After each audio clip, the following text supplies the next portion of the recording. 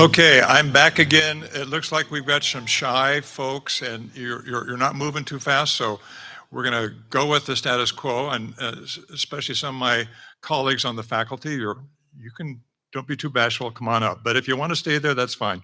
So, my name is Patrick Jones. I run the Institute for Public Policy and Economics here at the Catalyst Building for Eastern Washington University.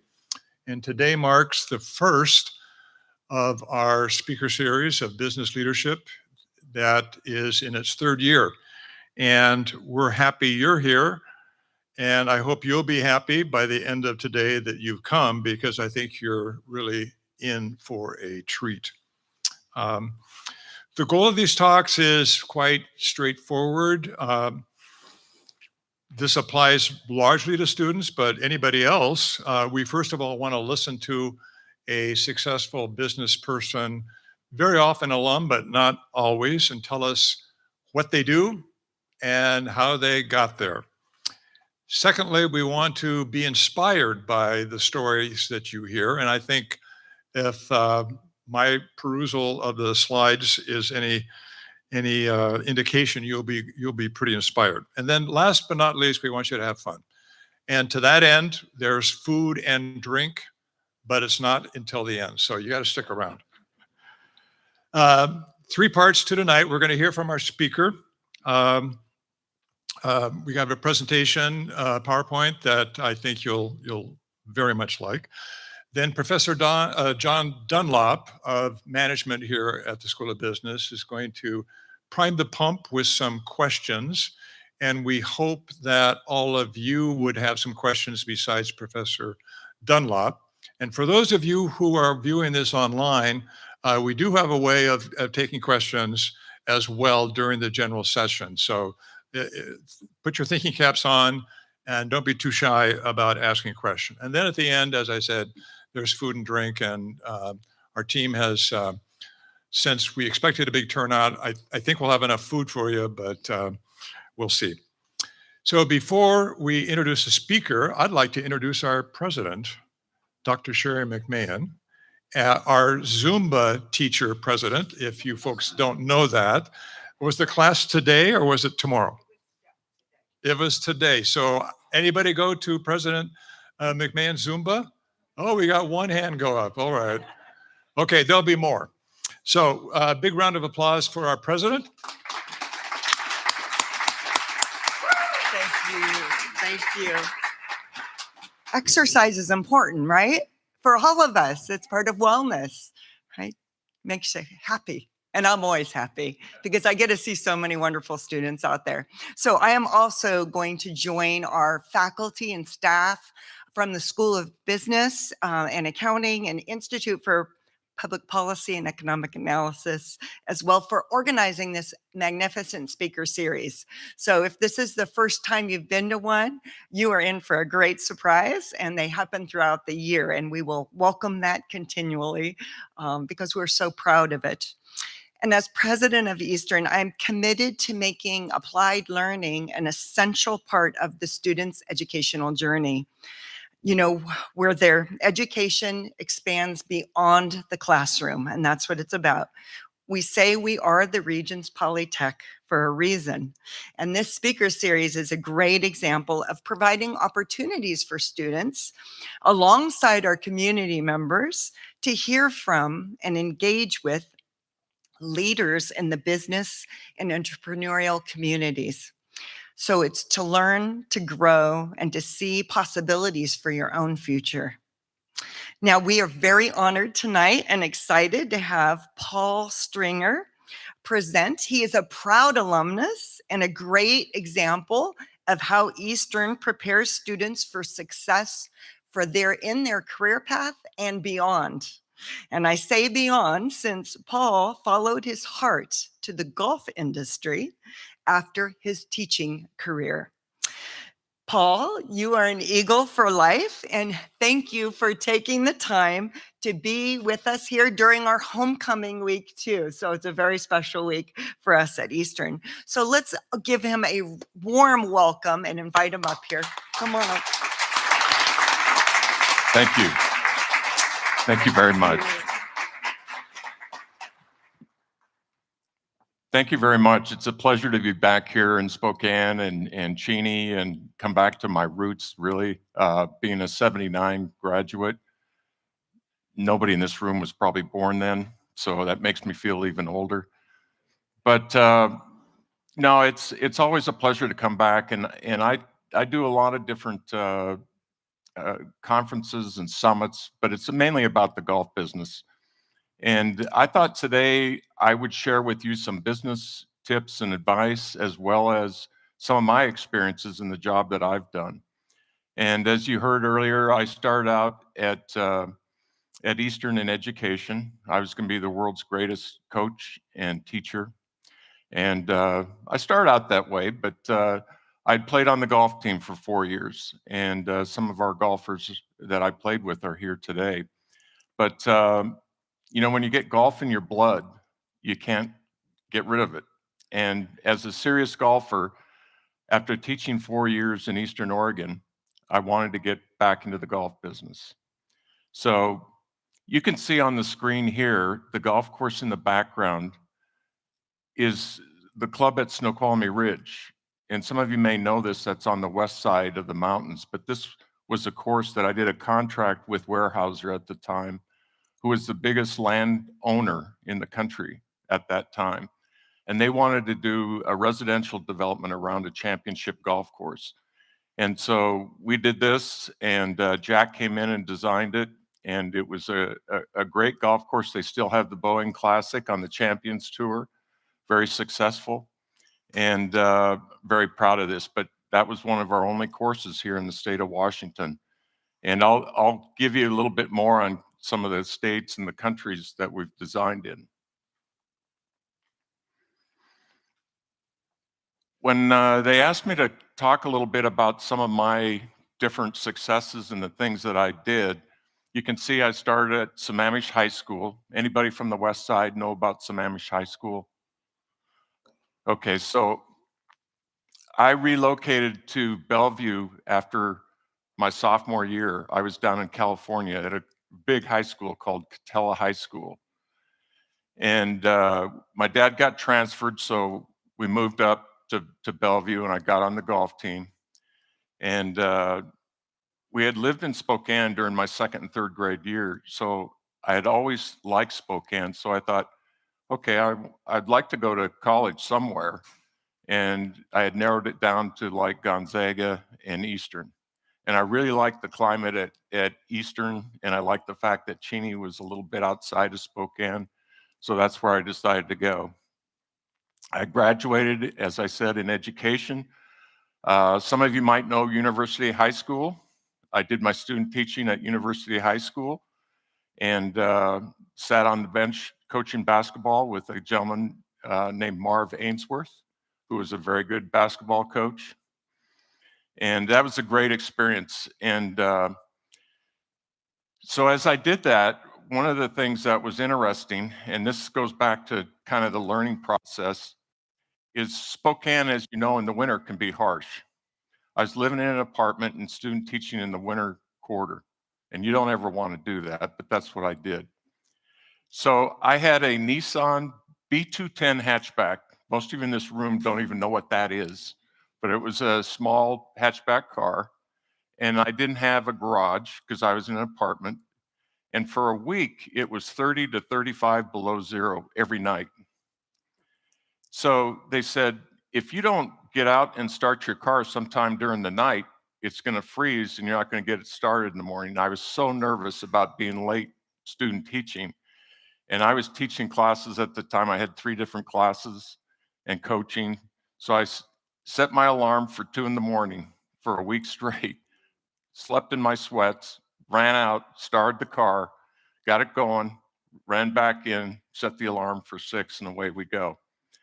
So fast forward, after teaching for 4 years, I was tenured, which basically means they have to find cause to fire you. And I really enjoyed it, but I really missed golf. And my wife, who also went to Eastern, she graduated in international business, and she wanted to get her master's down in Phoenix. We had gone down there on vacation, and we loved it. So I walked into our principal and I said, Don, I said, I got to tell you, I've got bad news. And he said, what's that? I said, I've got to resign. He said, what do you mean resign? I said, I'm going to move down to Arizona. He said, what are you going to do? I said, I'm going to get in the golf business. He said, do you have a job? I said, no. He said, does your wife have a job? I said, no, but we're both educated and we have a vision of what we want to do. So I loaded up the U-Haul. She went down a week ahead, found an apartment, and I got back into the golf business. And so the rest is kind of history. So that's how I got my start. And then I became an assistant professional. And as you grow, you become a head professional, then a general manager. And I went to a conference. And at that time, I was a board member of the Southwest Section PGA, which is a pretty big deal. It's the second largest section in the country. And what it really does is it makes some governance and some standards for the pros in the particular area. So I was lucky enough to serve on the board. And we went to a golf show in Las Vegas. And I was introduced to a guy that had just started a company called Troon Golf. His name was Dana Garmany, who's now a dear friend of mine. And so we met, and I was working at another club, a private club, 36 holes, and he was just starting Troon Golf, which was a golf management and development company out of Scottsdale. And he says, hey, what are you doing? I said, well, I'm working at this club and doing different things. And he said, can you send me your resume? He said, we're just getting started with Troon Golf, and we're always looking for good people. So I sent him my resume. And he calls me a week later and says, hey, I want to interview you at a particular course that they managed with our vice president, see if there might be a good fit. Well, one thing led to another, and I got hired like a week later to go with Troon Golf. Fast forward from that, I was doing manuals and I was writing policies and procedures and operations and all these things. And most of it, I was kind of winging it, but I had experience enough that I could figure it out. So he said, could you go down to Tucson? There's a club there that we just opened. The general manager's having a tough time with the owner. We need somebody to go down there and fix it. And I said, sure, no problem. So I go down to Tucson and I get involved with the ownership and do all these things.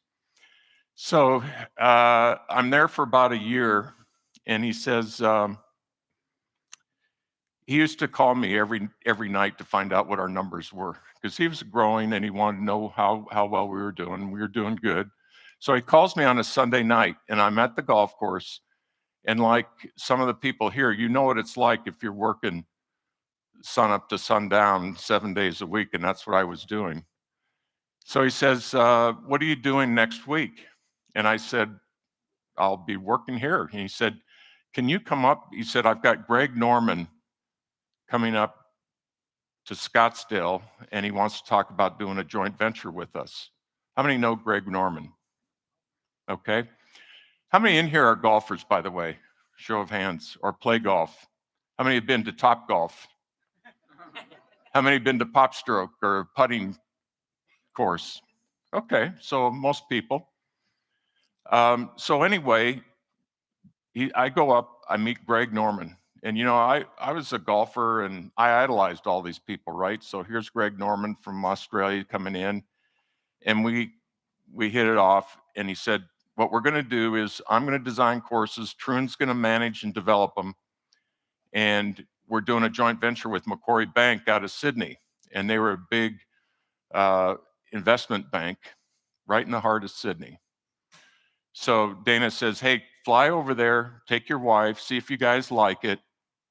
I'm thinking to myself, I'm not going to like Sydney, Australia. So I fly over there with my wife. We like it.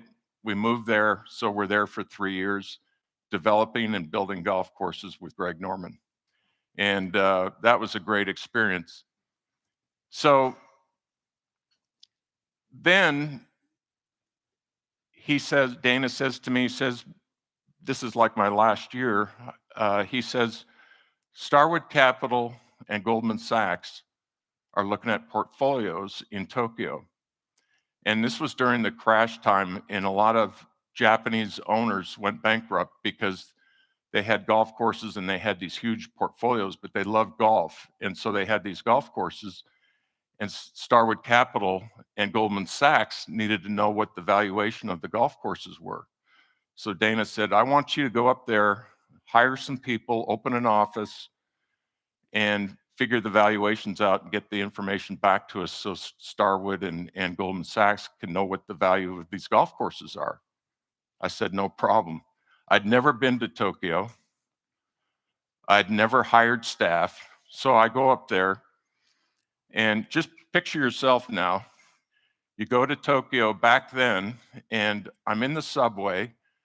None of the signs at that time were in English, and I missed so many stops, it was crazy. And then I'd have to get out and come back. I'd miss a stop because nobody would tell me where I was. And so I just figured it out. Hired a staff, and we went to these different golf courses, and we did evaluation, and we continued to grow that way. And I did probably 15 or 20 of them, and then I moved back to the US. It was time for a guy to come and replace me in Australia because it was a 3-year assignment. But what a great experience that was.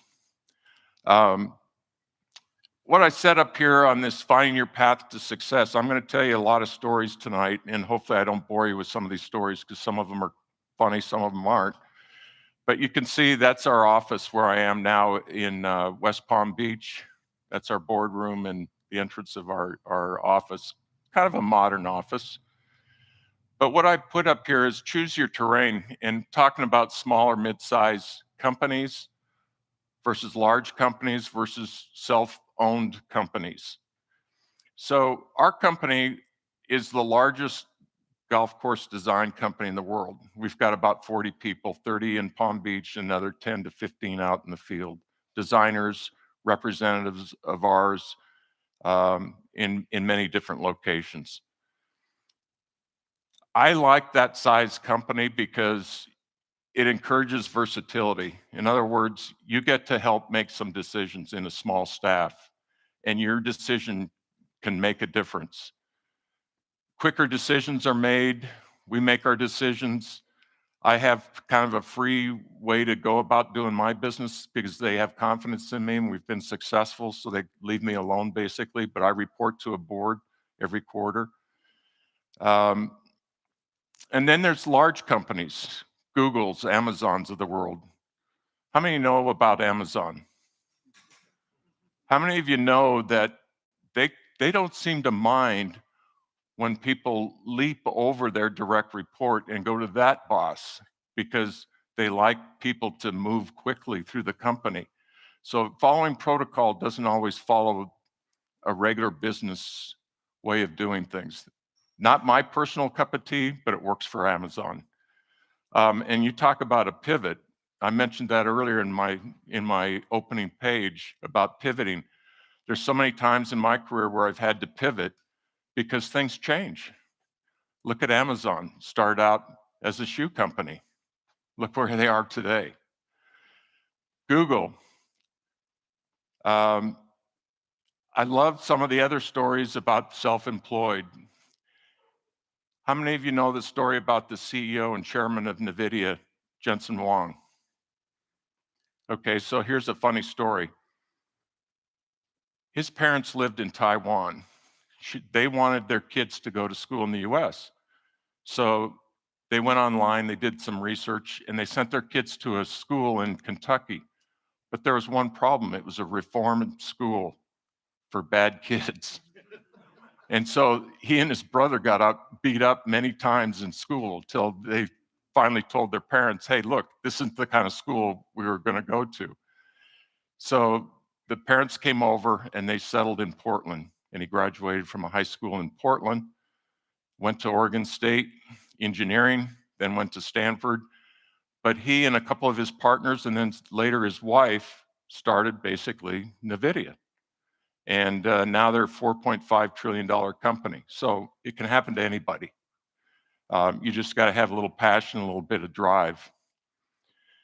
One thing that's kind of interesting, I put this stat in here because I was telling somebody at lunch today, my dad worked the same job his whole career. One company, one job. And many people in that generation did the same thing. Now the average time is 3.9 years for one job. That's not very long. So people are constantly changing and pivoting.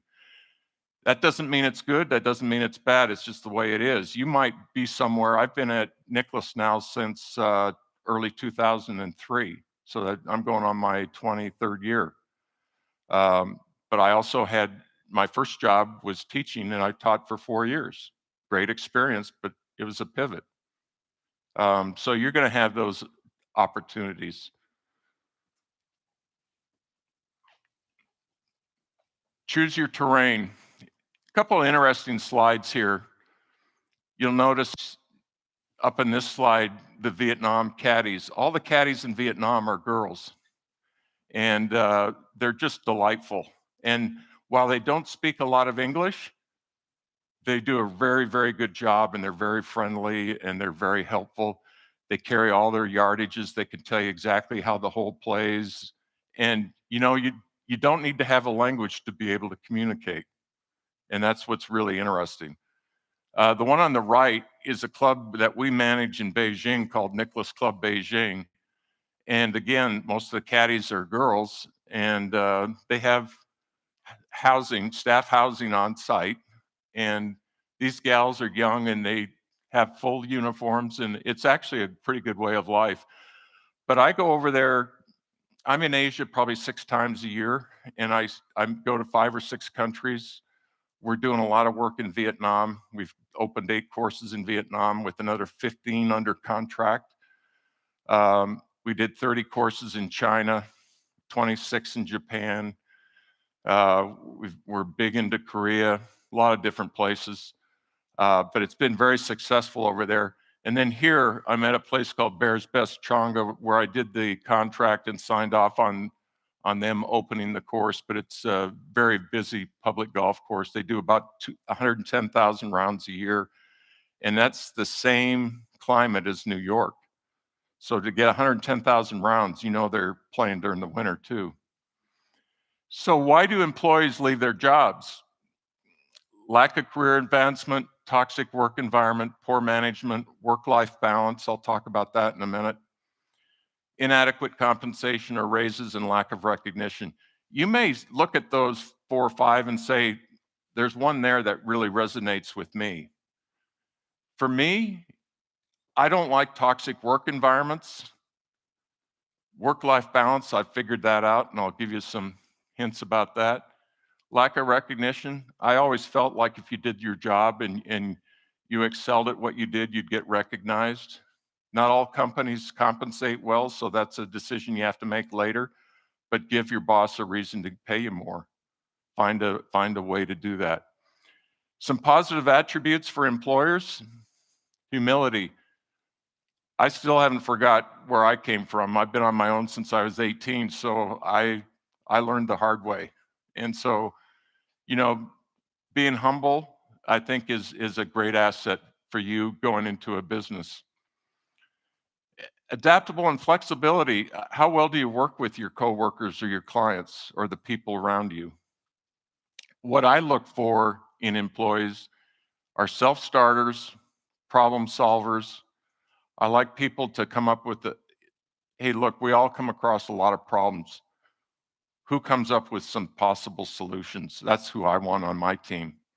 And I want to be surrounded by people that are positive, creative, likability. You know, they say you have 30 seconds to make an impression. In Asia, it's less than that. And I was telling somebody today, they like seeing me because I'm not only president of the company, but they see that I'm an old guy. And they like old guys because they have some wisdom and they have some experience and they think you know what you're talking about, and hopefully I do. So wisdom goes a long way, but you guys are young, you'll develop that. This was actually in Amsterdam this summer. It was a great trip. We license our Jack Nicklaus apparel. It's the Golden Bear apparel. And we have licensees in Korea and Japan and Indonesia and Mexico and Italy and Europe. And so we invite the licensees and they come and look at the line and buy their clothes for the upcoming season. And I usually present something on design and what we're doing in that part of the world. You can see on this one, it's probably not clear from where you were, but a couple pictures with Jack, who's the GOAT, greatest of all time. They would host a Christmas party every year, he and his wife, Barbara. My wife up there on the right, that was when Jack won the Presidential Medal of Freedom. George Bush was there. I was in the rotunda with Jack. It was a great experience, and one of the attendees at the time, not yet, but President Trump and Melania. And there were a lot of athletes and other people there. It was a great experience. You can't probably see from the back here, but I'm shaking hands with a gal who was the executive of a company, a big conglomeration in all places, Serbia. So I was in Belgrade, and we're going to do our first golf course there.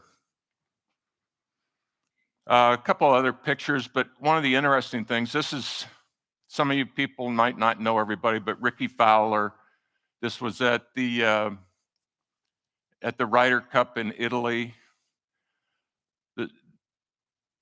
Anybody recognize this? You probably wouldn't, because it's a 5-pound note.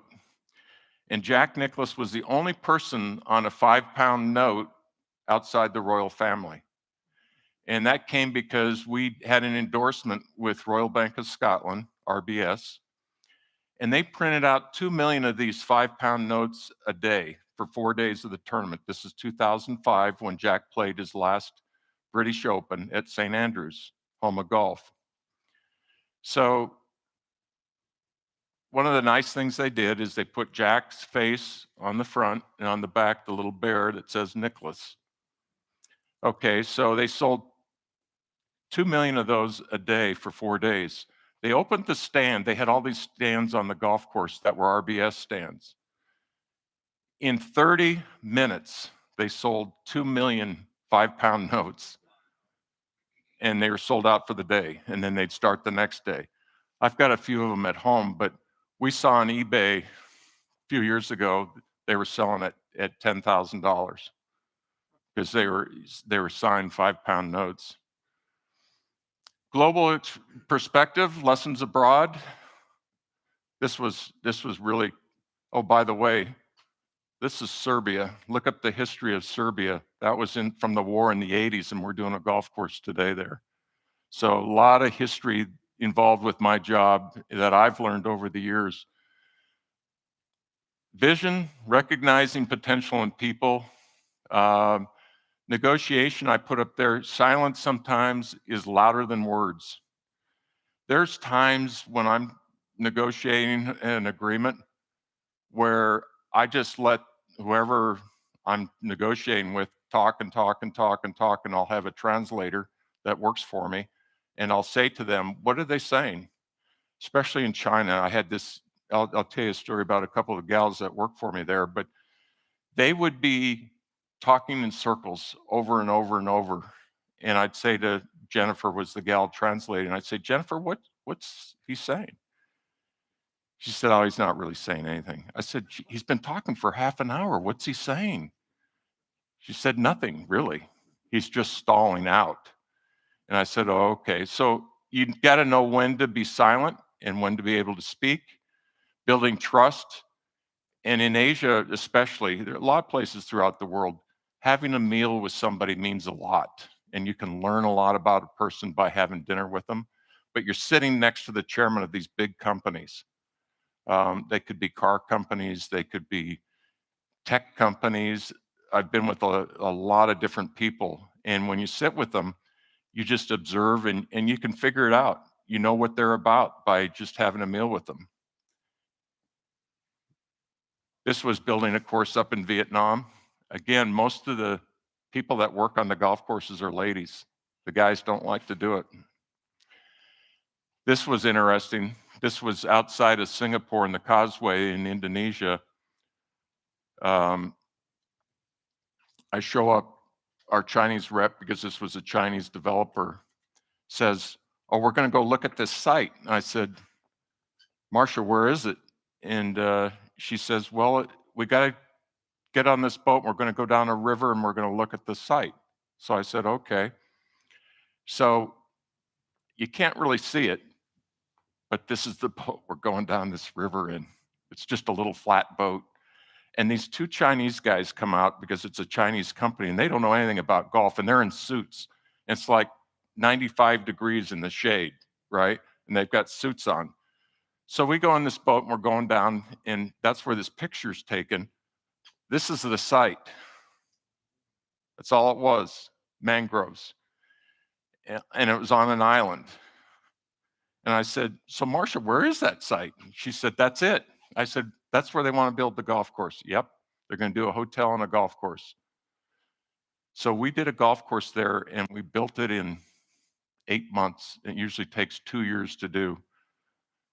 It was an incredible success story. They built a hotel in 7 months, driving these pilings into the mud. It was a terrible sight.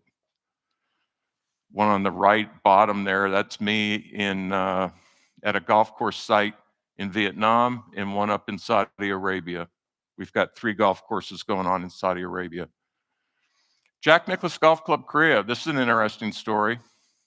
So in 2004, 2005, this guy calls me. His name's Stan Gill. He's out of New Jersey, but a developer. He said he used to call me Paulie. I don't know why, but he called me Paulie. He said, "I'm going to do a golf course outside of Seoul in Songdo." How many people have been to Korea? Show of hands. Okay. And I'm going to do an 18-hole championship golf course, and I'm going to have Central Park, and we're going to have condominiums, and it's going to be state of the art. I said, "Okay, Stan." So I go over there, and it's 1,500 acres, right? Half of it, so now we're at 750 acres, which is a lot of land, is underwater. Underwater. So I said, "Stan, half of the site's underwater." He said, "Yeah, but come over here." And we walked down this path, and there's these huge pipes where they were filling in sand from the Bay of Incheon.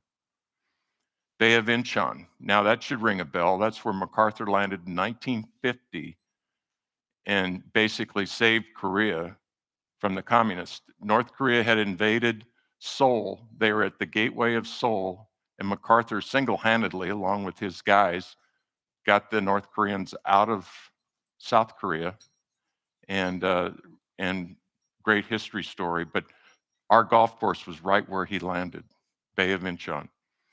So anyway, fast forward, we built a championship golf course. You can see the city up on the top with the towers. He said, "Come up to my office in New York and you can see what's happening there." Very first day of sales, they're wrapped around the building in line to buy these condos. They sold 24 condo towers on a weekend. 24. These are high-rise condos. So very successful. It was a joint venture with POSCO, who's one of the largest steel manufacturers in the world. And so anyway, we hosted the President's Cup. They sold memberships, 250 memberships at $1 million US. So this is my second year at Nicklaus, and I had a boss who was a AAA personality, let's put it that way. And we were selling Jack Nicklaus signature contracts at 2.5 million at the time. So I was negotiating with them, and I got them up to 2.25, and they were at 1.5 to begin with. So I got to 2.25, and I thought, man, this is great. I'm at 2.25. I came back and told my boss, we're at 2.25, and he goes, "Paul," he said, "if we don't get to 2.5, we're not doing the deal." I said, "Tim, we can't get there." He said, "You find a way." So I went back and I was thinking about how do I get above that? So the only way I could figure it out is getting a participation either on the real estate or the memberships. So what I did is I said, look, we'll help you sell the memberships, but we want 5%. And they negotiated it down to 4%, and I agreed to 4%. 4% of memberships that we sold 250 at $1 million. That's still one of our most lucrative contracts. It's over 10 million, 11 million right now and running because it's in perpetuity. It goes on. So very big success story. You see the bridge in the background. The bridge is 23 kilometers. They built it in 18 months. National Geographic did a special on this thing.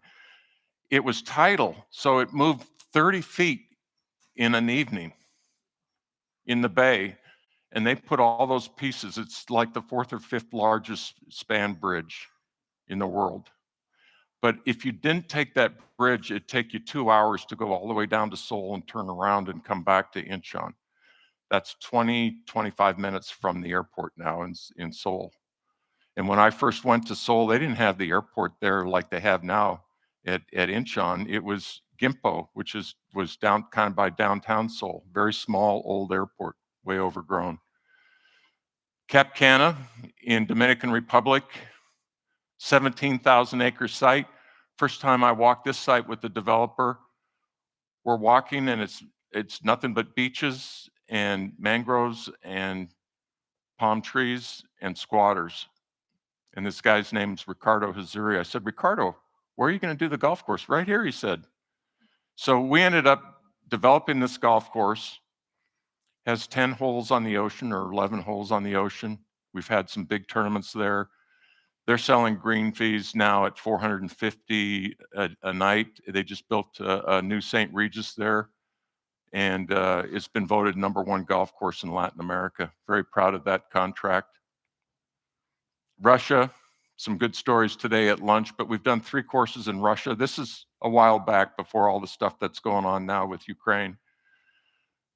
St. Basil's Cathedral, you can see me there in one of the photos with our team. 1555, that cathedral was built in Red Square. It's phenomenal. I wish we could still travel into Russia because they've got some beautiful architecture. But you can see the quality of golf that we did there. So I was telling these people at lunch today, I got invited, one of 5 people invited in 2006 to go to Moscow and meet with Mayor Lushkov, Yuri Lushkov. He was the mayor of Moscow from 92 to like 2006 or 2008. And the idea was that he was developing Moscow to a modern city, and he wanted to do golf. So he reached out to me, land planner, clubhouse architect, and a couple other people. So there's 5 of us that are presenting in a small room to Lushkov and his cabinet. And it's all being translated. So I'm doing a slide presentation talking about development of golf. They don't know golf at all, so I'm trying to explain every step of the construction and everything else. So our rep, who I hired, he was a guy that was an attorney that went over to Moscow. They had hired like 15 US attorneys to start the lottery system in Moscow. And this was one of the guys that did that. And he stayed there to be an expat attorney. So I met him. I found out about him. I said, would you like to rep for us in Moscow? We've got some opportunities. Well, he said, he set this up for me to come and do this presentation. And I said, well, they need to pay for the expenses. That's one thing that we've got to cover is my expenses. So I built in a little bit of expense for the travel and the hotel and everything. And it was in a kind of international hotel in the heart of Moscow. So he said, they'll reimburse you. And I said, when will they do that? Before you leave, before you leave. So it's like an hour before I'm going to leave. Still no reimbursement. So I said, Vincent, when are they going to do the reimbursement? He said, just a minute. And he said, in 5 minutes, you're supposed to go up to the 2nd floor. So I went up to the 2nd floor. The door was locked. There's 2 guys out front guarding the door. And then they open the door and I walk in. And they've got a list. And they said, your name. Translator says your name. And the 2 guys at the table were like 6'7" and 280, right? in fatigues. No nonsense. So they look at the list, see Paul Stringer, and it was like $13,000 US, only they had paid you in rubles. So go home tonight and look at what the exchange was then in rubles to US dollars. But the guy gets under the desk and he puts this stack on top of the table. They're all rubles. So now I've got 45 minutes to get to the airport to catch my flight, and I've got all these rubles, and all I've got on is a leather jacket. I've changed, taken off my suit, got a leather jacket on, and my briefcase. I put what I can in the briefcase. Now I've still got a big stack. So I fill up my leather jacket until I look like I'm pregnant. And I go downstairs and there's an exchange window. And I said to the gal, I said, will you exchange rubles for dollars? She says, yeah. And I said, okay. I open my jacket and I go, okay, here you go. So she counts them all up and she had just enough money to pay me in US dollars. The guy behind me couldn't cash his because I took them all. Just one of those type of stories. But the other thing I was going to tell you about Russia that was interesting when I was there, and for any of you traveling back then, it was different. But I would travel with a passport, and time the US passports you could get refilled and they just put more pages and more pages. So my passport was like this thick. You can't do that anymore. They don't allow you. But it's about like that thick with all these different visas in it and everything else. So I go up to passport control, give them my passport, and I'm standing there thinking, okay, they're just going to wave me through, right? And nothing happens. All of a sudden, the guy comes up and he goes like this. So I follow him. We go down this hallway, and Moscow airports at the time were not the nicest. Let's just leave it at that. So we go in this little box, I call it holding cell. And I was in there, it was a little desk, little area with a metal chair. I sat in there for 45 minutes. Nobody talked to me, nobody came by, the door was shut. It's one of those stories where you think now, looking back at it today, it's lucky I got out of there. And somehow, some way, they didn't like what was in either the country I'd been to. So I've traveled to over almost 100 countries now. And United Nations recognizes 193. So I've been to about half the countries in the world. And there was probably a country in my passport they didn't like. So they were making me sweat it out, which I did. But anyway, we were successful there. Turkmenistan, we did a golf course. This second hardest country to get into next to North Korea for Americans. The only way I get in there is through a diplomatic pouch, which I can get through the embassy. But we did a golf course there. They've got about 8 million people, very rich in natural gas, and they trade that to Russia for gas and oil. And this is their former president with Jack. They built this, the first time I went there, there was nothing there, and now it's become a modern place. This is Ashgabat, which is their capital city, but that's a hotel. That's a wedding chapel of all things. And then we built the golf course, and we hope to get a couple more golf courses there. But I had to go there quite a bit to make sure the construction was on time and we were on budget. They had never built a golf course, so there's a big learning curve. They speak Russian there. Nicklaus Club Beijing. Just a quick one here. First time I went on the Great Wall. If any of you have an opportunity to travel to China, go to the Great Wall. It's the best experience of your life. 5,000 kilometers. They built this over many dynasties. And if you can imagine stacking the rocks and all these supplies up there back then, it's just a miracle that it happened. On the right are the two gals that I hired. And the story about this one gal, Jennifer, this is Jennifer and Marcia. Jennifer, we hired in 2005. We were doing a conference, and it was at the Beijing Conference Center.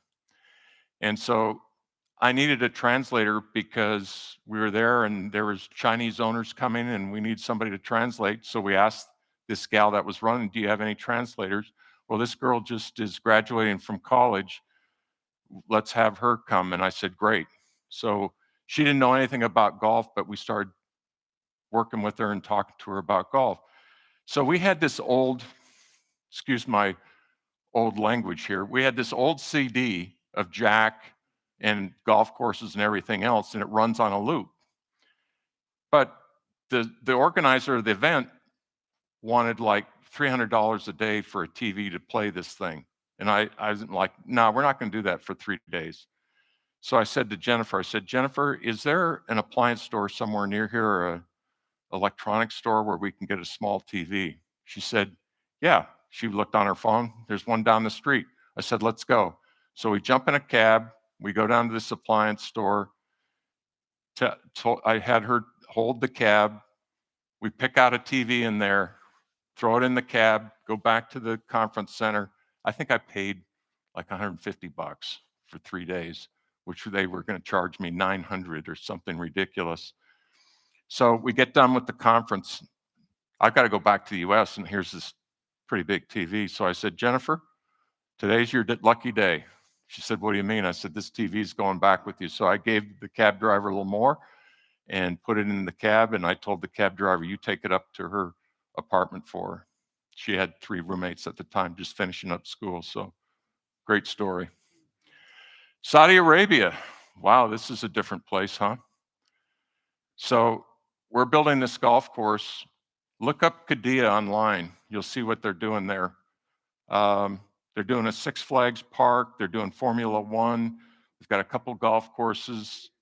And we've got 3 projects under development there. I first went there in 2019 and talked to one of the gentlemen that was responsible for Aramco, which is one of the biggest oil and gas companies in the world. Pretty tough guy, but it turned out good. This golf course is going to be spectacular. Vietnam, yeah, that's me on the face of Vietnam golf 2 months ago, I think it was, which was a great honor. I'm meeting the Prime Minister here. I went up to Washington, D.C. and met him. We did a 10-course deal in Vietnam with a gal by the name of Madam Na, who I've gotten to know, and that's me just after we signed the course contract. Some of the caddies at one of the golf courses. It's been a great experience in Vietnam. Built some really nice golf courses in some really different terrains. Morocco, the story about the souk markets, look up souk markets in Morocco. This is, by the way, in Marrakesh. We did a course at the bottom of the Atlas Mountains. It's beautiful. But souk markets. So I tell this guy, we're building this golf course, the one up on the upper left here, Michelin. It was done by Ifran, which is a big railroad company, state-owned company. That was one of the hardest contracts I ever did. They speak Arabic and French. And they use the words interchangeably. So I studied French in school, so I could pick up some of it, but it got difficult. But we got it done, and Jack came for the first visit, and they said, oh, we want to take Jack to the souk market. I said, I don't think he really has time for the souk market, but anyway, Jack agreed to it. This is in Fez. Look up Fez, Morocco. So I said to the guy, I said, look, Jack needs security. He can't go through this market without security. And he said, how many people do you need? And I said, well, it's a market, so somewhere between 6 and 10 people. And he said, okay, we'll get it done.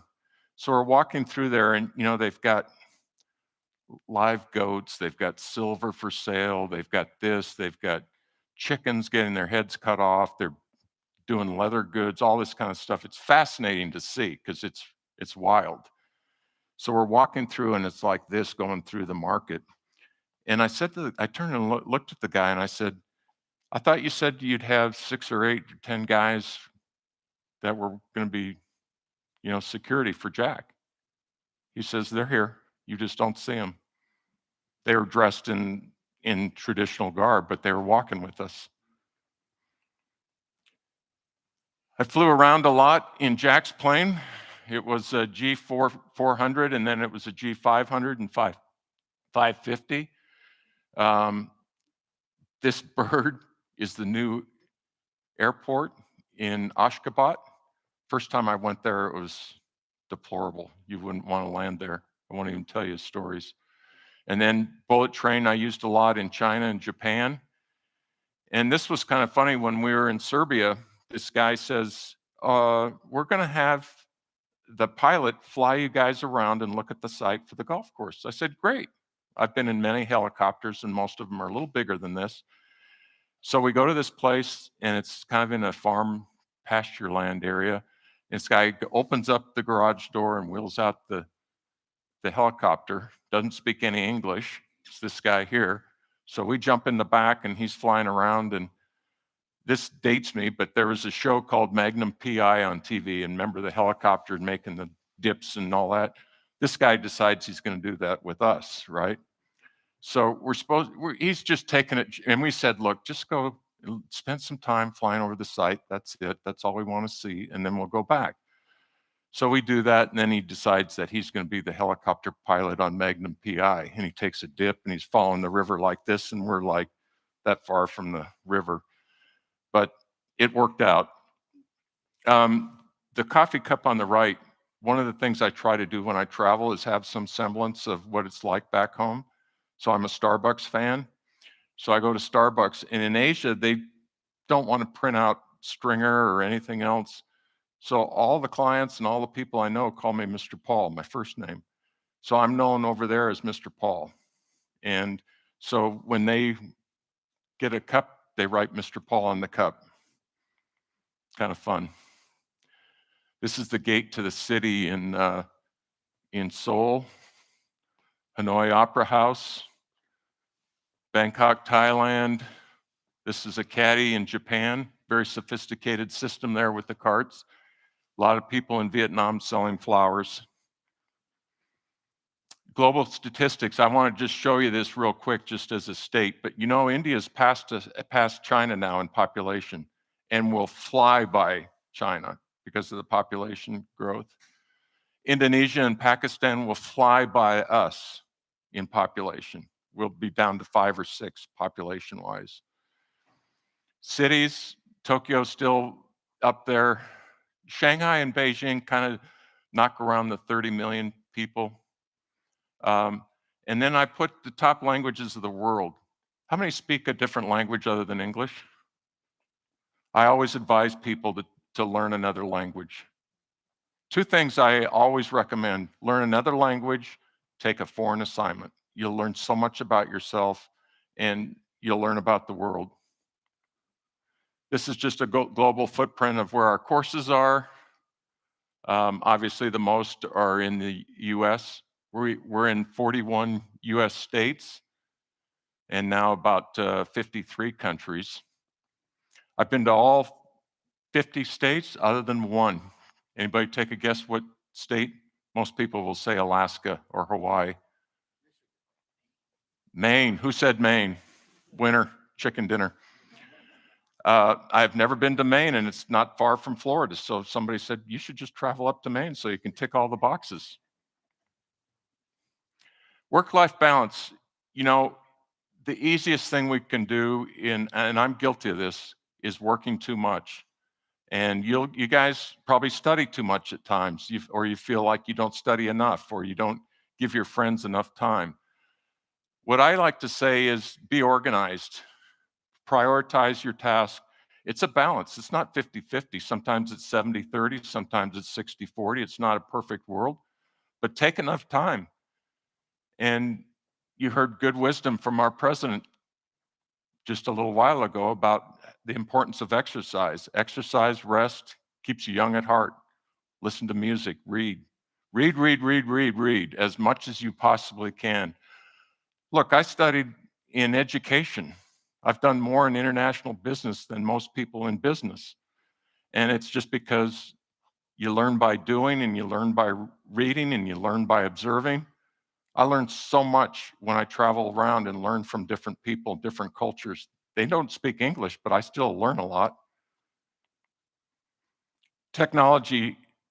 How many have heard of TGL? Tomorrow's Golf League. It was on ESPN. We did 15 of those courses with our company. And I was there.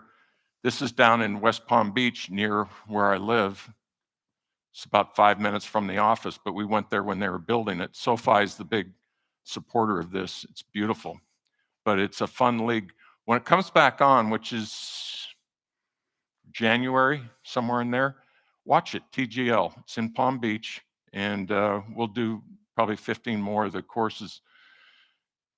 This was a course that we're doing in the metaverse, so it's to be built, but it's not a real course. It's through AI. This is an AI golf course. Technology, learn whatever you can about AI, and I know you guys are, but AI is going to be so prevalent out there. We'll probably be designing courses through AI. Right now, we do it, we have a production team in-house. We're one of the few companies that does all the production. When I say production, we do the design plans. The designer will go out, they'll do their drawings, they'll do their dimensions, they'll do their boundaries, and all the contours, because contours are real important for drainage and irrigation and those kind of things. So that's very important. But this is in Sheba, Saudi Arabia, that we did this course, and we did a study for these people. It was the middle of absolutely nowhere, nothing but sand dunes, and it was spectacular, but it didn't make sense because there was no airlift. You got to have airlift. You got to get people to the courses, and there wasn't enough population around it. This is, again, what TGL was. They used real turf, and when the turf got beat up, they'd have a timeout at the commercials, and they'd take these 6-foot squares, almost the size of the stage, and they'd lift it out with these huge hoists and put a whole new piece in that they had in the back, brand new turf, and then they would use that. But that was a lot of fun to see. We did a little golf park in Utah, Red Ledges, not far out of Salt Lake, Park City. That was a good contract. I did the contract there with a guy that used to be the chairman and CEO of Ryder Van Lines. You remember Ryder, big moving company out of Miami? We got a call one time from Cirque du Soleil, from their team in Vegas, and they said there's a parking lot outside the hotel, and we want to convert it to a putting green. Here's creativity, right?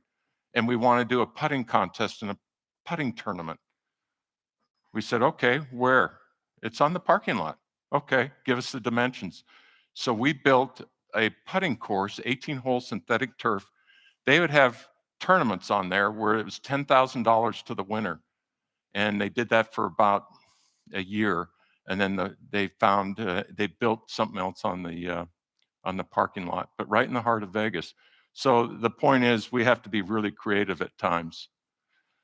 A lot of good relationships. You can see me with President Bush, Gary Player in the middle. He's 90 years old now. Ian Poulter, Jack, that was in Morocco. Annika Sorenstam, the best lady golfer. Greg Norman when I started with Troon. That's when I had a little bit of hair. And then up right, you can see Jack with Tiger and President Trump. Matt Kuchar on the left. This was a great one. I got invited up to the Supreme Court, and that's Justice Kennedy when he was retiring. And it was kind of funny. There was probably 200 of us there at this invitation up at the Supreme Court. And he said, "You're with Nicklaus?" I said, "Yeah." He said, "Well, do you know this course?" I talked to him for like 20 minutes, and the people are getting irritated behind me in line because they couldn't get to shake his hand, and he wanted to keep talking golf, and I finally had to leave him. But Justin Thomas, who just played on the Ryder Cup, Andy North, who won a couple U.S. Opens, Jack Nicklaus II, and then that's the chairman of Toro. They're about a $4 billion company out of Minneapolis doing irrigation equipment for golf, but do a lot of home products as well. And final thoughts, this is a course we did in China, and I'm looking at this lake because we had to fill some of the lake to do the golf course. This is one of the gals I hired in Vietnam. She does a great job. Her name's Mimi Din, speaks great English. helps me with contracts and with people.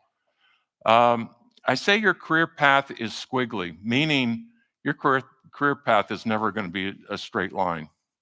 What you do tomorrow is never going to be what you do 5, 10 years from now, more than likely. So you have to pivot, adjust to whatever you think is right.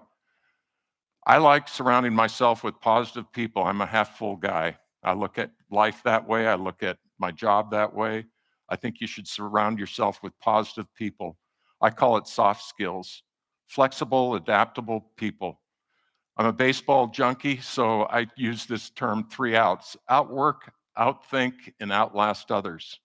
If you do those three things, you're going to fly past your coworkers. Trust the process. I said simplify your life like Zuckerberg and Jobs. I don't know if you know this about Zuckerberg or Jobs, but they would wear the same thing every day. The same thing. People say, why do you wear the same thing? Because it simplifies my life. I don't have to think about what I'm wearing tomorrow. I tell my wife, I lay out my clothes the night before. How many people do that? Okay, so I'm not the only idiot. I lay out my clothes the night before every night. You know why? Because your alarm might go late. You might not have your stuff ironed or ready to go. And I'm just one of those guys that has to be prepared. And I said this, disruption is an opportunity. And what I mean by disruption, there are many events that'll come up in your life that are a disruption. Look what we just had. We went through a huge pandemic that threw the country in a tailspin for 2, 3, 4 years. We're still recovering, right? So there's always going to be a disruption along the way. I remember when I grew up, a lot of people here probably think, you know, life's tough right now. There's a lot of distractions, a lot of things going on. The economy's bad, government's bad. If you're not on one side, somebody else, whatever.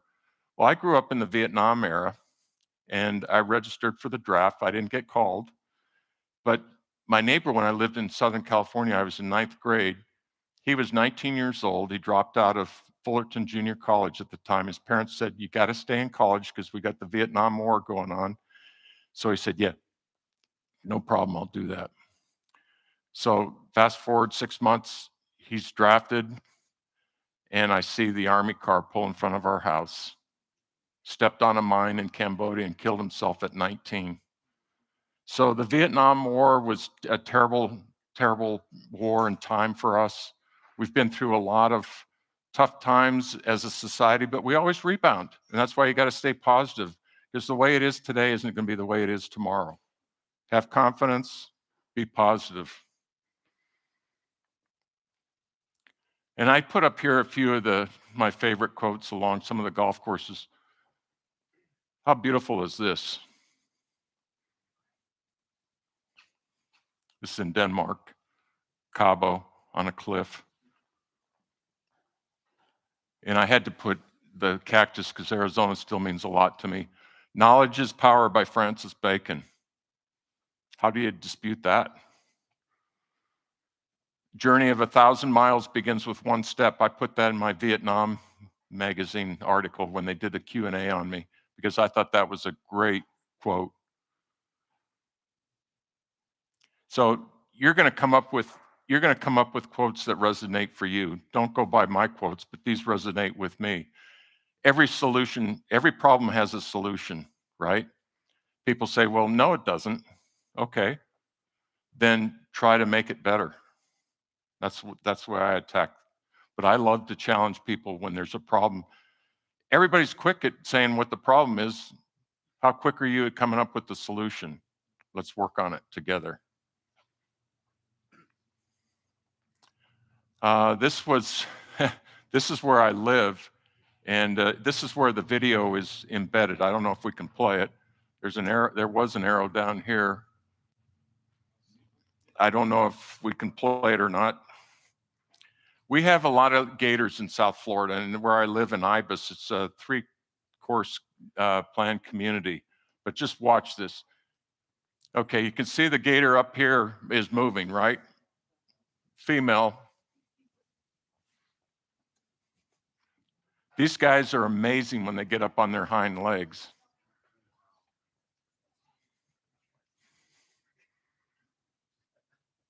He finally gives up because that's a lot of walking. She's not worth it today. So no matter what path you take in your career, be confident in yourself and enjoy the journey. With that, I say thank you.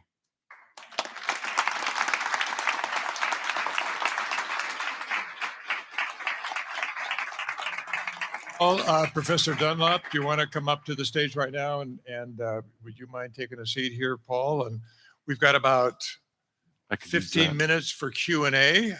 So if we could get that started and think about any questions you might want to ask in the next 15 minutes Yeah, and thank you. I hope that was okay. see what the answers are. So.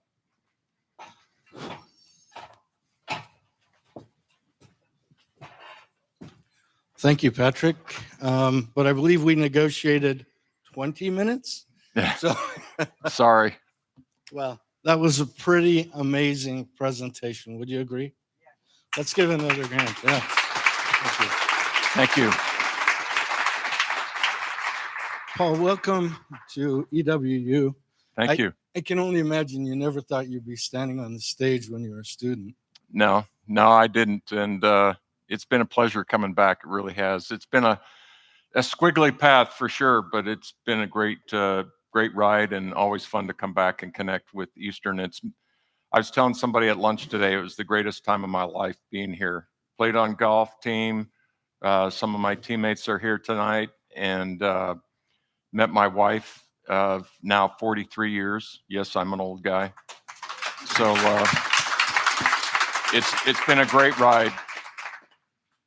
The OG working for the GOAT. Yeah, there you go.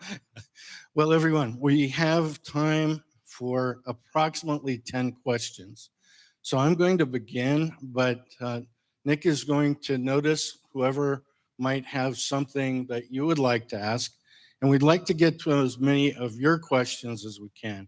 So raise your hand as soon as Nick sees it, he'll come to you. And just give me one or 2 minutes if you would. So one of the first questions that I asked you when we met was what it feels like in a Gulfstream jet flying at 0.83 Mach, so nearly the speed of sound at 44,000 feet. And you mentioned that you've actually sat in the cockpit during that. Yeah, I did. I was sat in that the like? cockpit many times. Jack, like a lot of goats or high intensity athletes or people, are tough, and they can be tough. So whenever I got on the plane with Jack and I'd be sitting across from him, he'd be asking me a few questions. And some of them were about, okay, where are we going along the trip and what do I need to do and blah, blah, blah, plan out his whole agenda. So after I got past all that, we're going to Asia, but we go through Anchorage to stop and get gas. And so we're going into Anchorage to get gas, and he had a friend there that we would see, and they'd fill up the G5 at the time. And when we'd fly from there to Beijing or wherever we go in Seoul, it was another 7, 8, 9 hour trip, and that's a long time from South Florida because you're in the plane a long time. So one of the things to kill time, because I didn't sleep much on the plane, is I'd go up into the cockpit, and we had a pilot and a co-pilot, and we had food on the plane. They fixed us food, which was great. But I would be up in the cockpit, and I learned a lot about the instrumentation. And I'd say, Ronnie, where are the planes? Where are all the planes? And he'd say, look on the screen here, and there were dots all over the place. And he said, we're going to pass a plane that's, whatever it was, 10,000 feet below us. And sure enough, we'd see this plane. And it was a great experience. And I've been in a lot of turbulence. So last year, I probably was in one of the top 2 or 3 turbulence. I thought I was going down in Vietnam between Ho Chi Minh and Hanoi. It was a bad storm, and we bounced and rolled, and people were sick, and it was an awful experience. But here I am. But a lot of experiences flying in the plane. One experience that you'll get a kick out of. So we're going into Shanghai, and we came from Hong Kong. And in Shanghai, our pilot's visa had expired, but they didn't know it. So they grounded the plane, and we were going on to Beijing from Shanghai. So that meant we had to all go. There's like 8 of us in the party, and we had to get tickets, and we had our representative with us, Marcia. We had to get tickets to fly up to Beijing. So we did that, and that meant Jack was traveling. They had no business class, so we had to fly in the back of the bus, which was fine. So of all things, when we got our tickets, Jack had the middle seat in the back of the plane, and he's flying private, right? He never flies commercial. So I said, Jack, really, I said, you have the aisle seat. I'll take the middle seat, no problem. He goes, no, I'll take the middle seat. So he takes up, the little magazine, in-flight magazine, puts it behind his head, and he could sleep anywhere. He went out like a light. And so those are one of those type of experience you wish never happened, but it did, and you kind of roll with it. Amazing. Just amazing. I can't even imagine. Is his seat really blue on the plane? No. No, it was in the magazine article. Yeah, no, it's a different color, but no, he could sleep on the plane very easy. The rest of us kind of took cat naps, didn't really sleep much. Well, thank you. Let's go ahead with our first question. First, please give your name and then your major and then your question, please. Hi, I'm Aiden Franklin. I am a accounting major here, going into my senior year. And I see, looking at a lot of your golf courses, you do a lot of geographical change and things like that. I know golf courses can sometimes be kind of controversial. So how do you deal with the controversy where possibly many of the locals don't like the idea of a golf course being built because A, it's going to destroy the natural landscape, or B, be inaccessible to them? Good question. Thank you for the question. In today's environment, there's a lot of protection, both on the environmental side and the permitting side. And we battle that in every country where they have pretty tough permits. In California, it takes 12 years to get your permit to build a golf course now, if you do it. You have to use affluent water, so you're not using fresh water, you're using treated water for the most part. It creates a lot of jobs in these countries where they're looking for employment, which is, anywhere from 50 to 300 people. So from that standpoint, the economic value, not everybody can join the club, but sometimes there's courses that we do that are public golf courses that everybody can play. And we will do driving ranges and putting greens and other golf amenities that people can afford and play. But it depends on where we're building it, but they all have different permitting challenges. But we've won a lot of awards for being stewards of the environment, and so we work well together. Thank you. Thank you. Good question, Aiden. We'd also like to invite the folks that are watching online. If you'd like to participate, ask a question, go ahead and raise your hand and we'll bring you in as well. One of the other questions that, and I mentioned to you, I have like a list this long. One of my questions is, through your career, 35 years, is there one thing that really stands out to you that you're most proud of or that you really enjoyed the most? Besides getting married, Good job.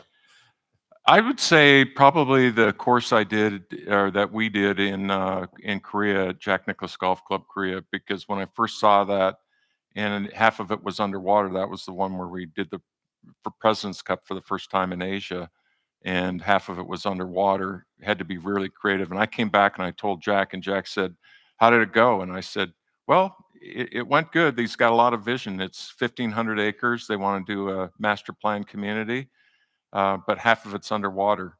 And Jack rolls his eyes and he just said, "That'll never happen." And so fast forward, we have the President's Cup. I was telling some of the guys this last night. I go to the President's Cup dinner, and I don't know why I was at the VIP table, but next to me is Jerry West, who just recently passed, but one of the great basketball players of all time. Franco Harris, one of the best running backs that ever lived, sitting next to me there. President Bush, and here is Paul Stringer, the EWU graduate from 1979. How did I get at that table? No, So- you should have been the first one at that table. Yeah, right. But that's how things happen, and you kind of create your own luck, right? Well, thank you. And when I think back on my career, I sometimes learned much more from the things that didn't go right, from what people would call the failures. So I'm wondering if there was a failure that really shaped your life or made one of those divots that you had to get through. Is there anything like that you could share? There's always things that could have worked out better. I have kind of my own personal mantra is I don't have any regrets. There are things I might have done differently or made some changes to what I did. When I moved down to Arizona, I told you when I left the teaching job and went down there, there were no assistant pro jobs because everybody was moving down to Arizona to do the same thing. So I worked at a golf retail store for a year, but that helped me really network and got my resume out to different clubs and learned about different clubs. But that wasn't the type of job I wanted to be at, but I knew it was a stepping stone to going where I was.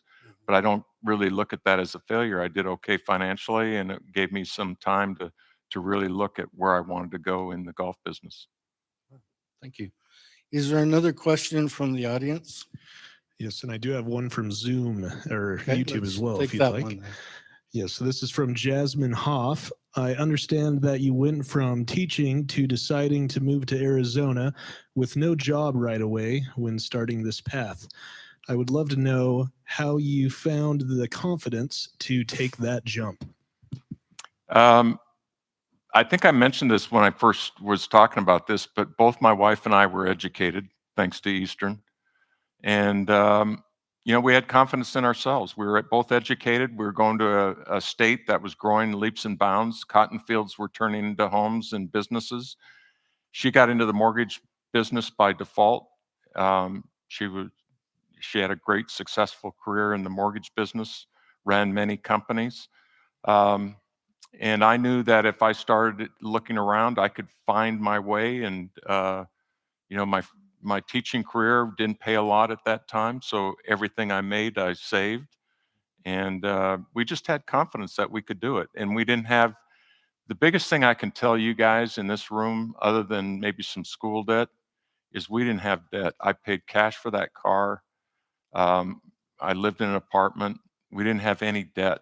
And so when we moved to Arizona, we started out with no debt. And I worked going through school. I had a grant. It was a scholarship, but it was really grant money. I worked as a resident advisor at one of the dorms. Was a janitor for 2 years. I worked summers at golf courses doing maintenance at 5:30 in the morning. So you make some sacrifices, but I saved money so that I could have some for a rainy day. And so when we moved down to Arizona, we just had the confidence that we were going to find something and be successful. Well, it sounds like Martin Luther King once said that he didn't need to see the whole staircase. He just needed to see the first step. Yeah. Is that the way you felt? Yeah, a little bit. Yeah, I've always, I was a pretty shy guy growing up, very quiet. My dad was one of the best salesmen that ever lived, and he was a very quiet, down-to-earth guy. And, I think, like I said, you pivot and you move around and you learn from people, and you put yourself in tough positions, and it's up to you to succeed or not. And we just knew that when we went down to Arizona, we would succeed, and we did. So that's something I guess we'd call confidence, right? You have confidence in yourself to take that step. There was a question in the room. While we're waiting for that question, is Jack Nicklaus still involved in designing golf courses, or? He's out on his own right now. He's 85. He's doing a couple things on the side, but he's pretty much retired. But he's still doing a couple different designs. But right now we have 65 golf courses under contract where we're either doing some renovation or some modification or new builds, and that's in about 25 countries. So I'll be moving around for a while. Everybody says, when are you going to retire? I said, not yet, It's but not time soon, to retire. but soon. But I'm enjoying it. maybe come back to being a teacher again. I Yeah, thought there you did go. a great job teaching tonight. Thank Oh, you. good. Thank you. Go ahead. All right. So my name's Josh. I'm a marketing major here, also my senior year. I'm just curious that working abroad over 100 countries, I'm sure you've ran into situations with culture clash with some of your clients. Can you go and give an example of that and how you worked through it? Well, I was saying at lunch today, I was in Papua New Guinea trying to do a golf course there. 90 years ago, they believed in cannibalism.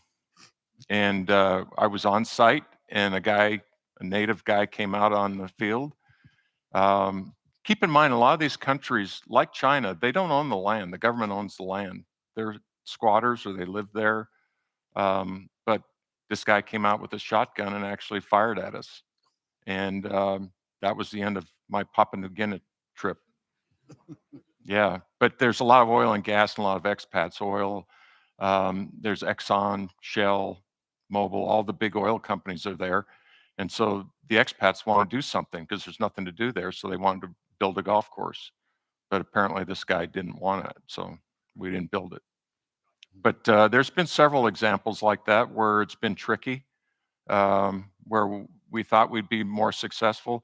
I was in Kazakhstan and Almaty, and I thought we would do a golf course there, and the crash came, and this guy that had car dealerships, he had camels, he had flowers, he had a food market, he had all these different things. And so we do this contract, and we go to Almaty, to this place, and our rep Vincent, because it's one of the former Russian states, obviously, and they have a nice buffet spread. There's cheeses and fruits and everything, but all this kind of meat. So we get towards the end of the night, and it was one of those things too where you sit at a table and there's like 20 or 30 of us at this long linear table. And so this guy, I'll never forget, he says, okay, then there were shot glasses in front of all of us. And he says, okay, I want everybody to stand up and tell us why you like being involved with this project. It was an ego play for him. He just wanted to hear how great his property was and how great he was. So he had me sitting to his left. I was the first one to go. So I stood up and I told him, it's a great site. We're going to do a great golf course and this is going to be terrific and blah, blah, blah. So everybody knocks back a shot of vodka and they come and fill the glasses again. And then it's this person's turn. Well, after 20 shots, you're kind of spinning in the room. But so I asked the guy afterwards, our rep, and I said, so what was on the table on the buffet? He said all different types of camel meat. And it was tough, it was not good, and we had camel milk, and I've eaten live things in China and some things that I can't tell you in this environment what I was eating. But I've only been sick in 2 places. One was in Mexico, and the other was in Cairo, Egypt. Okay, I'm seeing that I'm about to be booted off the stage. Is there one more questions from the audience, just a short one, or? Okay, great. Thank you guys for, oh, did I miss one, Patrick? Oh, okay. All right. Hi, I'm Manny. I'm a friend of Dr. Jones, and I wanted to hear your thoughts on the current state of golf since you're very involved in it. I know you mentioned the Ryder Cup a couple times. Viewership in America versus your viewership in other parts of the world. Where do you feel are some of the more accepting places where people, the Ryder Cup incident is a very good example. Where do you feel that's going to continue in other places, or is that just a very specific American issue there? Well, good question, and thank you. COVID really kicked golf in a different market. The golf business grew by 25 to 30% during COVID, and according to National Golf Foundation, I think it'll level at like 20%. So there's still a lot of growth in the U.S. domestic, but we have, just as an example, we have 15,000 golf courses in the US for a population of 350 million people. In China, they have 400 golf courses and they're at 1.5 billion people. There was a moratorium that Xi Jinping put out that said that they weren't going to do any golf because it was elitist. Now they're flipping the tune because their economy wasn't doing so good, and they're going to golf tourism. And there's supposed to be an announcement in March that they're going to build 2,000 golf courses. So if that happens, we'll do another 30 courses in China. But to answer your question, the fastest growth is in Vietnam, Cambodia. We just finished one in Laos. Some of the Asian countries, Indonesia, we're doing some golf. That's growing a lot. They love their golf. Philippines. Korea's a little bit stagnant. Japan's a little bit stagnant. Still some domestically. We're doing a lot in South America, Central America. See some growth there. What it is it's two things. It offers people jobs. It offers a chance to recreate. The developer sells homes around it, and they make their money by selling real estate. So it's an amenity for real estate. It's an amenity for hotels. So in public golf, like Spokane, Steve's at what was used to be called Hangman Valley, but you guys have great public golf for not very much money here in Spokane. It's fantastic. It's a great golf city for public golf. And there's other parts. Florida's got a lot of private golf, so it's mainly private residential communities, and it's expensive. So it's kind of area by area, but I see it continuing to climb. Certain areas it'll flatten out a little bit. In other areas it'll continue to grow. Thank you. Was there one final question? Paul, I was wondering, Jack had an incredible Could, brand. could you please? Tim Collins, Director of Athletics here at Thank you. Eastern. Jack had an incredible brand as a player, but then how did he get that to transition into building a company? And how did you guys steward that brand? Good question. I think in 1969, Pete Dye, who was an insurance salesman in Indiana, wanted him to look at Hilton Head of all places. And so Jack flew in there while he was playing at Hilton Head 26 times to look at it. And Pete was an insurance salesman, but he was in the same area that Jack lived. And he had moved over to Ohio and knew Jack's dad. But long story short is Jack started from his playing career. He had a good eye.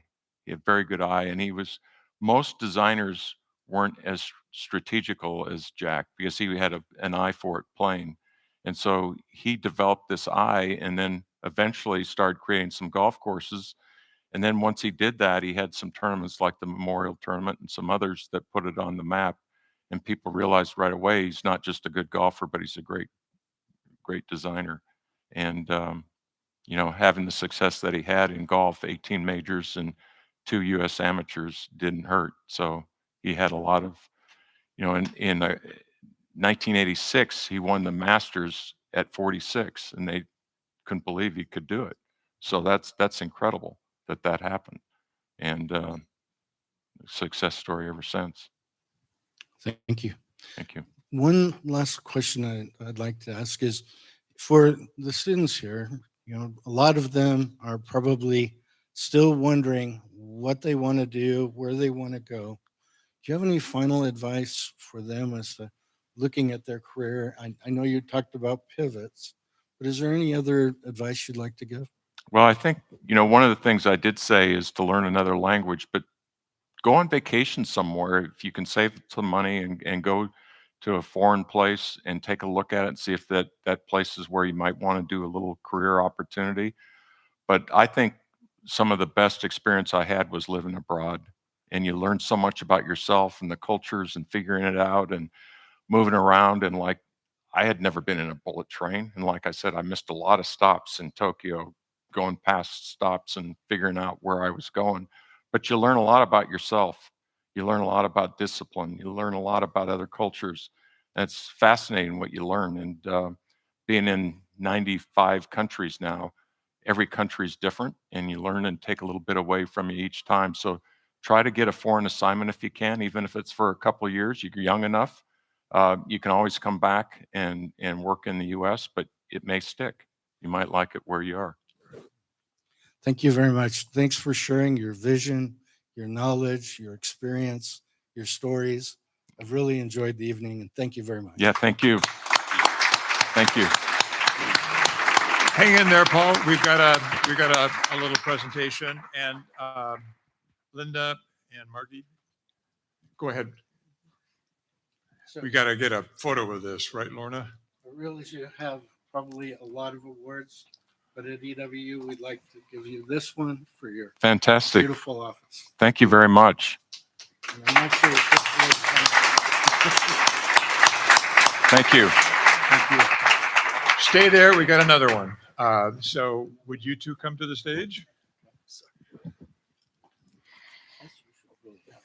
Okay. While they're walking to the stage, our I'll put two behind you here. wonderful people from Advancement, I just want to say that this will be on the YouTube channel of the university, in particular the School of Business, shortly. So, Margie, Linda. Well, Linda and I would like to, in honor of you coming to Eastern and visiting us, we would like to give you a brick, which will be placed in front of Showalter Hall. Oh, fantastic. And so thank you so much for all of your support of Eastern and for meeting with us and taking the time to visit with our students. Thank you very much. A brick Thank you. for posterity there, Paul. Yeah, well, I've got a story with Showalter. I was a janitor there for 1 year while I was going through my senior year. So Showalter and I go way back. All right. Now it's bingo time, and the students who are here, in prior versions of this talk, I've encouraged you, if you had a business card, to share it, but I'm sure 99.9% of you don't. But the symbol, I hope, says something, that now is the time to shake hands, come up and talk to our distinguished speaker, come up and talk to anybody you want to, and see if you can balance a plate of food as you do that. 'Cause this is the way the world works. Okay, we are done then with the formal program. I just wanted to point out that our next one will be Thursday, the 13th of November, where we'll hear from another Spokane, in this case, Spokane-based international business person who has strong connections to Eastern. So mark your calendars. You got the little slip of paper on your seats, and we'll see you again on November 13th. With that, the formal program's over. Thank you.